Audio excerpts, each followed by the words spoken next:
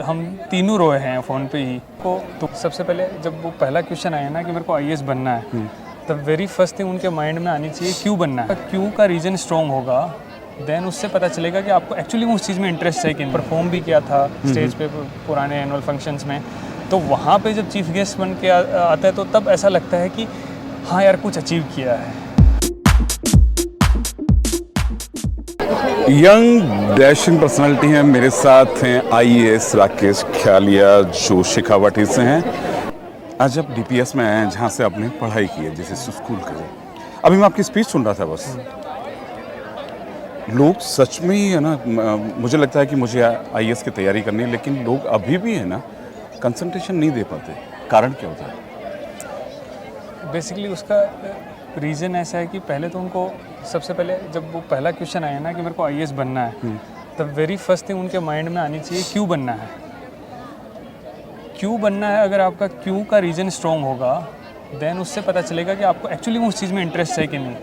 अगर किसी चीज़ में इंटरेस्ट होता है, देन आप उसमें टाइम, एफर्ट, डेडिकेशन, एफर्ट लगाते हो।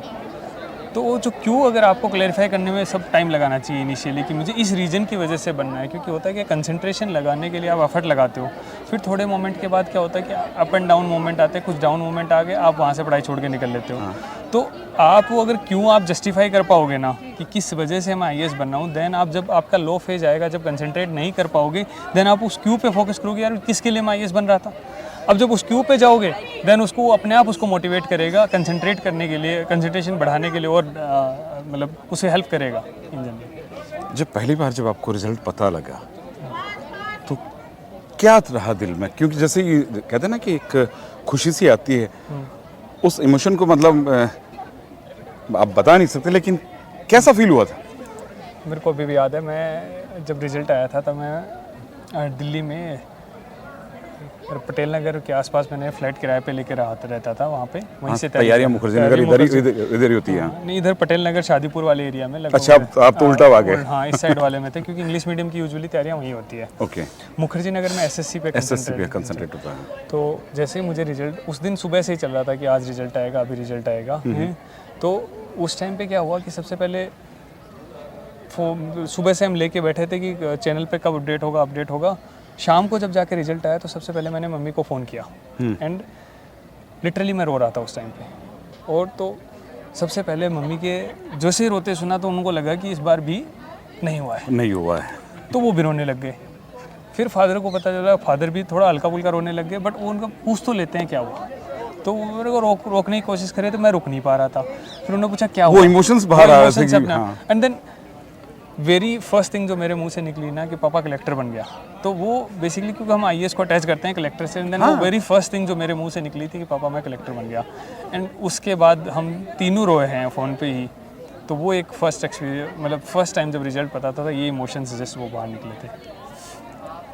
जब आपने तैयारी की शुरुआत, आपने अपना जो कहा कि मैं जब पहले अटेम्प्ट में क्लियर नहीं हुआ, उस समय क्या होता है कि बच्चे छोड़ देते हैं बहुत ज़्यादा। मतलब मान ली नहीं हुआ, चलो अपन यूपीएससी छोड़ करके कुछ और तैयारी करते हैं, या उसके अंदर चले जाते हैं, क्या नाम है, किसी कंपटीशन दौड़ो या कोई प्राइवेट जॉब में चले जाओ। उन लोगों के लिए क्या कहेंगे?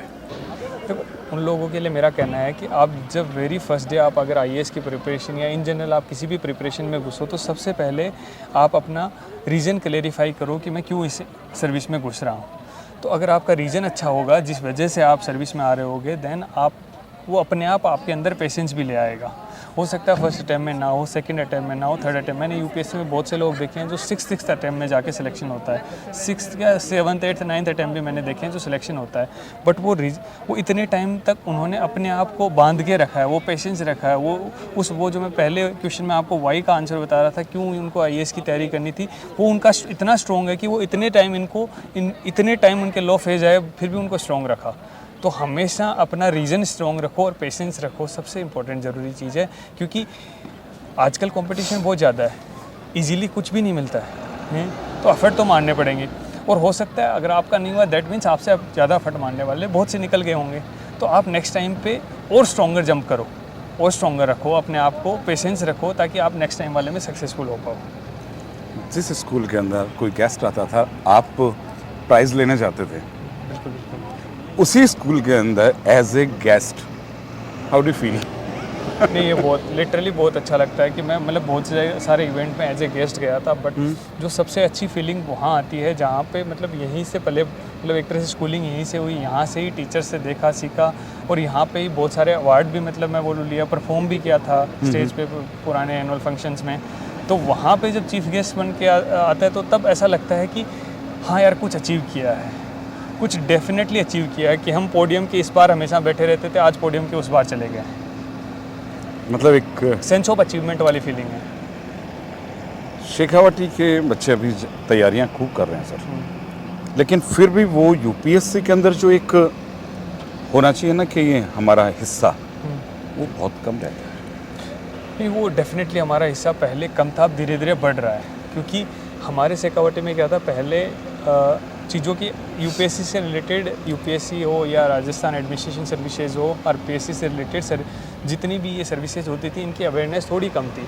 बट अब धीरे धीरे, पहले आईटी नीट की भी अवेयरनेस कम थी, अब धीरे धीरे नीट और आईटी ऑलमोस्ट सेचुरेट होने को आ गया। हम नेक्स्ट टू कोटा, या मैं बोलूँ कोटा से भी ऊपर अपन नंबर वन आ गए हैं। तो अब धीरे धीरे यूपीएससी और आरएएस जो राजस्थान एडमिनिस्ट्रेशन सर्विसेज हैं इनकी लाइन में भी हमारे अवेयरनेस बढ़ती जा रही है, और आने वाले टाइम में मैं बोलूँगा 5-7 साल में यहाँ पे देखोगे यूपीएससी और राजस्थान एडमिनिस्ट्रेशन सर्विस का भी एक हब बनता नजर आएगा आपको। वन वर्ड में तैयारी कर रहे युवाओं से क्या कहेंगे? स्टे स्ट्रॉन्ग, बी पेशेंट, और कंसिस्टेंसी, हार्ड वर्क ये है जो आपको लास्ट तक रिजल्ट दिलाएगा। थोड़ा टाइम लग सकता है रिजल्ट लाने में, बट डेफिनेटली आपको दिलाएगा। और जब रिजल्ट जितना लेट हो के आपको मिलेगा ना, उसका मज़ा ही अलग रहेगा, और उसका वो बोलते हैं ना कि बहुत मीठा फल मिलेगा वो आपको, और उसका वो होता है कि लाइफ टाइम आपको याद रहेगा। आजकल के युवा एक चीज़ और हो रही है, बस कोटा के मामले सुन रहे हैं, सीकर के मामले सुन रहे हैं, थोड़ा सा हारते हैं, कुछ ना कुछ अपने साथ अहित कर लेते हैं। देखो, उन लोगों से क्या कहेंगे सर, क्यों जो तैयारी कर रहे हैं? कारण क्या है? आपने कोटा मामले सुने हैं, काफ़ी हुए हैं, सीकर में भी आपने मामले सुने हैं, और जगह भी जहाँ तैयारियाँ होती हैं, लोग सुसाइड अटेम्प्ट तक कर लेते हैं। ये मैंने सुने हैं, बहुत सारे इंसिडेंट ऐसे सुने हैं। देखो, प्रिपरेशन क्या होती है? प्रिपरेशन एक पार्ट ऑफ लाइफ है, कंप्लीट लाइफ नहीं है। जॉब है वो एक पार्ट ऑफ लाइफ है, कंप्लीट लाइफ नहीं है। तो सबसे पहले बात तो जिस चीज़ की हमारी लाइफ में जितनी वैल्यू है उतनी ही दी जाए। तो जॉब की हमारी जो वैल्यू है उतने तक ही लिमिट रहने चाहिए उसको, या प्रिपरेशन को उतने तक ही लिमिट रखना चाहिए, उसको पूरी लाइफ नहीं बनाना चाहिए। तो उससे क्या होगा कि आप कंसंट्रेट कर पाओगे। जॉब मतलब पार्ट और पार्सल ऑफ लाइफ है। ये जॉब नहीं तो दूसरी जॉब से ही जॉब कर रहे हैं हम पेट पालने के लिए, या फिर हमारा जो भी हमारा इंटरेस्ट है उसको परस्यू करने के लिए हैं, तो उसको उसकी तरह ट्रीट करना चाहिए। अब कोई भी प्रिपरेशन में क्या होता है, अप एंड डाउन के फेज़ आते रहते हैं, और उन अप एंड डाउन को कभी भी डाउन वाला फेज़ आए तो उसको इस तरह उसको हार की तरह नहीं लेना चाहिए। इनफैक्ट मेरे को तो उसको ऐसे लेना चाहिए कि ये हमें कुछ सिखा के गया है, उससे सीखने फिर नेक्स्ट टाइम में पेशेंटली हार्ड वर्क अच्छे से करके और बड़ा जंप मारो आप हैं।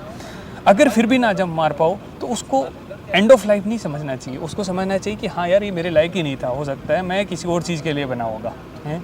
और मैं इसमें बोलना चाहूँगा कि आप हमेशा ना, हम क्या करते हैं आजकल के टाइम पे, क्या होता है बच्चे कनेक्टेड होते ज़्यादा सोशल मीडिया से, मोबाइल से। उससे क्या होता है कि बड़े बुजुर्ग, फैमिली से, फ्रेंड्स से, रिश्तेदारों से जो कनेक्ट है ना, वो धीरे धीरे लूज होता जाता है। अगर वो कनेक्शन लूज होता है ना, उसके बाद क्या होता है कि कोई ऐसा होता ही नहीं है हमारे आसपास जिसको हम नियर डियर नहीं होता, जिसको हम सब कुछ शेयर कर सकें, हमारा पूरा ओपन आउट। क्योंकि हमारी प्रॉब्लम, आप बिलीव नहीं करोगे, जो ऐसा कुछ करते हैं उनकी प्रॉब्लम बहुत छोटी सी होती है, बहुत माइन्यूटली प्रॉब्लम होती है। बस हमें थॉट प्रोसेस, उसका व्यू पॉइंट चेंज करने की ज़रूरत है, और वो व्यू पॉइंट तभी चेंज होगा जब आप 4 लोगों से डिस्कस करोगे, 4 लोगों से बात करोगे। तो इसलिए ज़्यादा से ज़्यादा लोगों से कनेक्टेड रहे, अपने नियर डियर फैमिली से सारा शेयर करते रहें, क्योंकि हो सकता है कि हमारा किसी पॉइंट पे जो थॉट प्रोसेस है कोई दूसरा उसको दूसरे नज़रिए से हमें बता सकता है, वो हमें हेल्प भी करेगा। तो ऐसा कभी ज़िंदगी में नहीं सोचना चाहिए, जॉब को जॉब की तरह ट्रीट करना चाहिए। Part and parcel of life है। लाइफ में हमारा कुछ गोल और है जो ऊपर वाले ने हमें लिख के भेजा है, तो उसकी तरफ जो डिसाइड कर दिया वो उसकी उस पर जो हमें बेसिकली लाइफ, इंसान की हमें क्या पैदा किया है, इंसान को सिर्फ जॉब करने के लिए नहीं, कुछ और होगा ना जिसके लिए किया है, तो वो करना चाहिए। राकेश जी ने जो बोला है उससे मुझे लगता है आप लोग समझेंगे और उस पर ध्यान देंगे। सर आपने हमसे बात की, मुझे लगता है कि जो आपने कहा है वो सारे सुनेंगे और उस पर गौर करेंगे। Thank you so much. नमस्कार जी।